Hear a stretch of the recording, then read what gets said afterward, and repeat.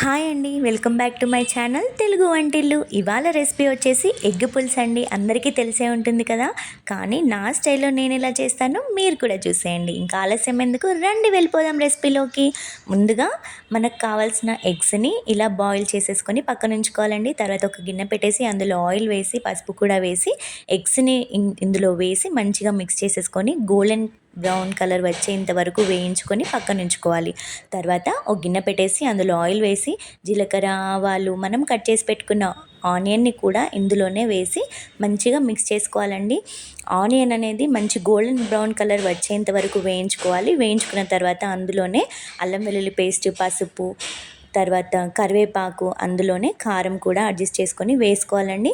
తర్వాత మనం వేయించి పక్కన ఉంచుకున్న ఎగ్స్ని కూడా ఇందులోనే వేసేసి మంచిగా కలిపేసుకొని తర్వాత మనం చింతపండు నానబెట్టుకుంటాం కదా, ఆ రసంని కూడా ఇందులోనే వేసేసి రుచికి సరిపడా సాల్ట్ని కూడా ఇప్పుడే అడ్జస్ట్ చేసుకొని పెట్టుకోవాలండి. తర్వాత మూత పెట్టేసుకొని 15 నిమిషాలు మగ్గనివ్వాలి.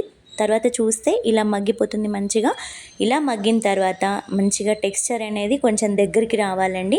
ఇలా దగ్గరికి వచ్చిన తర్వాత ఇందులోనే ధనియాల పొడి, జీలకర్ర, మెంతుల పొడి, కొబ్బరి పొడి కూడా వేసేసి కొత్తిమీర చల్లేసుకొని ఇలా మంచిగా మిక్స్ చేసేసుకొని సర్వ్ చేసుకుంటే చాలా బాగుంటుందండి. ఇంకెందుకు ఆలస్యం, మరి మీరు కూడా ట్రై చేసి చూడండి. అలాగే ఈ రెసిపీ మీకు నచ్చినట్లయితే మీ ఫ్రెండ్స్ అండ్ ఫ్యామిలీకి షేర్ చేయండి, లైక్ చేయండి, subscribe to my channel. Thank you.